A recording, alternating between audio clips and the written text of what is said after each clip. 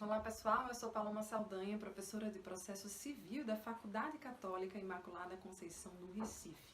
E para mim é uma honra estar aqui no primeiro Congresso Internacional Multidisciplinar FICER, sobre impactos da pandemia nas práticas profissionais. Bem, analisar contextos e tentar entendê-los ou traduzi-los para poder vivenciá-los ou modificá-los é uma prática constante de um pesquisador. Como pesquisadora, tenho minha vida dedicada ao direito, atrelada à tecnologia da informação. Mas não foi sobre pesquisa que eu vim falar. Hoje, me debruço sobre a advocacia, sobre o judiciário brasileiro, sobre o direito, sobre os nossos direitos nesse contexto de pandemia e cybercultura. Durante muito tempo, o uso das tecnologias no meio ambiente jurídico vem sendo discutido como forma de aperfeiçoamento dos atos processuais, aperfeiçoamento do raciocínio jurídico, seja para confirmar algumas teses, como a teoria pura do direito de autoria do nosso querido Kelsen, seja para rechaçá-la, mas sempre colocando em confronto o que temos de tradicional e o que a sociedade nos apresenta de novo. E como vocês devem já ter percebido, em tempos de pandemia, a tecnologia se apresentou muito mais útil e necessária que em tempos anteriores. Com ela, a gente pode dar continuidade ao sistema educacional brasileiro, ao desenvolvimento e aperfeiçoamento de milhões de pessoas a partir de cursos que vêm sendo disponibilizados de maneira gratuita. Podemos ainda realizar congressos e vários outros tipos de eventos e chamadas com a participação do mundo inteiro. Isso é muito importante. Ou seja, podemos ser mais, agregar mais, distribuir mais. E esse é o meu ponto hoje. A advocacia, reconhecida no meio da pandemia como um serviço essencial pelo governo de Pernambuco, não pode parar. Mas como é que faremos para desenvolver esse mundo público hoje considerado essencial? Trago aqui para vocês algumas notícias recentes que vão nortear a nossa fala. A primeira delas é a resolução número 07 de 2020 da OAB Nacional. Essa resolução prevê a criação do Fundo Emergencial de Apoio à Advocacia. Esse fundo vai ser entregue às seccionais que tenham a necessidade para se sustentarem. Essa mesma resolução autoriza as seccionais a adiarem um pagamento da anuidade que é cobrada a cada advogado. Ou seja, para vocês terem uma ideia, aqui em Recife, Pernambuco, a anuidade chega a R$ 800, mas em outros estados esse valor pode ultrapassar os R$ 1.000. Por fim, essa mesma resolução, a 0720 da OAB Nacional, instala o Comitê de Crise Covid-19 da OAB para fins de supervisionar o desenvolvimento das atividades dos nossos colegas dentro do judiciário e defendê-los quando necessário. Uma outra notícia interessante e que precisa ser comentada aqui é a possibilidade do uso da internet para a realização dos atos processuais propriamente ditos, ou seja, quero dar entrada numa ação, quero contestar, quero recorrer, quero protocolar uma simples petição, quero fazer uma audiência.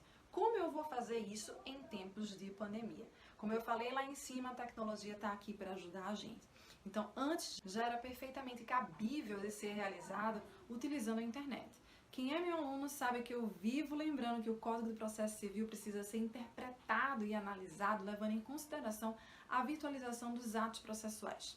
Hoje, na verdade, desde 2014, o Judiciário Brasileiro utiliza o PJE, Processo Judicial Eletrônico, como plataforma adequada para a realização dos atos processuais. É ali que o procedimento e o processo acontece. É ali que o judiciário está, hoje mais do que nunca, né? Mas a gente não tinha uma aceitação tão boa para a utilização de outras ferramentas como plataformas de videoconferência e o WhatsApp. E aí eu trago para vocês como o judiciário teve que se adaptar nesse momento de experiência do Covid-19 para que as questões jurídicas não fossem deixadas de lado. Afinal de contas, as pessoas estão adoecendo, os planos de saúde não estão cumprindo alguns itens, mas as pessoas precisam receber o atendimento médico, por exemplo. E aí o que aconteceu? Surgiu essa notícia. Videoconferência do Tribunal de Justiça, ou seja, o Tribunal de Justiça de São Paulo valida o uso da videoconferência. Aquela justificação prévia, o velho e conhecido despachar com o juiz para acelerar ou explicar melhor a demanda, agora é feito por videoconferência. E a notícia é do TJ de São Paulo, mas já temos isso no Brasil inteiro, e não só na Justiça Estadual. na federal e nos juizados especiais também, ok? Da mesma forma acontece com as audiências. Antes da pandemia já tínhamos visto acordos serem realizados por WhatsApp. Agora estamos vendo todos os atos processuais, ou na verdade todos os atos pertinentes a uma audiência, serem realizados ali, no ambiente do WhatsApp, um dos aplicativos de mensagem mais utilizados no nosso país. Como foi o caso de uma advogada de Itu, como vocês podem ver na notícia aqui do lado. Uma outra notícia que a gente deve levar em consideração é a utilização do QR Code. Então, se você não está na fase instrutória para realizar essa audiência, mas precisa protocolar uma petição com fatos cuja prova está materializada em vídeos que não são bem-vindos na plataforma do PJE, você pode utilizar o QR Code em sua petição. Vejam que incrível!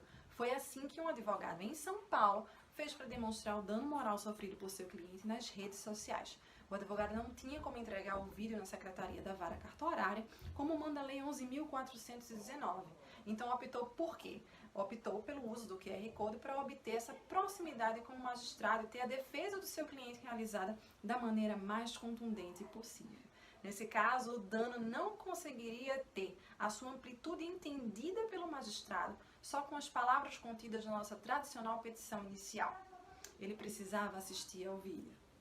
Por fim, mas não a última notícia, porque se vocês quiserem pesquisar, vocês encontrarão muitas outras notícias com as transformações ocorridas no judiciário em tempos de pandemia. Eu trago aqui o impacto de toda essa movimentação com o uso da internet e das tecnologias da informação para não deixar a máquina judiciária parar. A notícia vem direto do Rio de Janeiro. Ela fala sobre o aumento de produtividade. Ou seja, o Tribunal do Rio de Janeiro, o Tribunal de Justiça do Rio de Janeiro divulgou que desde o início do plantão extraordinário, organizado em razão da pandemia, até a semana de 12 a 19 de abril, eles conseguiram atingir um número recorde de decisões, despachos e atos processuais. Foram proferidas 43.043 decisões, realizados mais de 109 mil despachos. Tudo entre o primeiro e o segundo grau de jurisdição, além de 1 milhão de atos cumpridos por servidores. Tudo isso que a gente viu, gente, traz também uma discussão sobre a proteção dos dados pessoais, disponibilizados voluntariamente por nós, quando utilizamos a rede mundial de computadores, inclusive sem nem perceber. Do ponto de vista prático, os dados do judiciário, com exceção dos processos com carimbo de segredo de justiça, são todos públicos. O problema não é esse. Fora isso, como estamos cuidando dos nossos dados pessoais? Estamos acompanhando a tramitação da Lei Geral de Proteção de Dados, que entraria em vigor em agosto deste ano, mas já sofreu várias prorrogações por meio de medidas provisórias inexplicáveis? Ou estamos de braços cruzados, esperando que a cultura da proteção de dados pessoais seja escrita por outras pessoas, que não você, que não enxerga o interesse da coletividade? Como vocês viram, os atos processuais estão muito bem amparados, técnica, tecnológica e legalmente falando. Eles não vão parar, né? O judiciário não vai parar. Mas e os nossos direitos? E o nosso direito à privacidade? E o direito à autodeterminação informativa, o direito ao esquecimento, o direito à transparência? Como ficarão num mundo em que os governos estão cada vez mais, principalmente em tempos de pandemia, utilizando plataformas de monitoramento e coleta de dados pessoais sob o argumento de que o interesse público prevalece em relação ao interesse privado, que nesse caso seria a privacidade. Mas eu pergunto a vocês, a privacidade hoje com que estamos vivenciando, pandemia, também não teria se tornado uma questão de interesse público? Deixo vocês hoje com esse questionamento, na verdade, esses questionamentos. Fiquem bem, fiquem em casa e continuem acompanhando o nosso congresso. Beijo grande e até breve.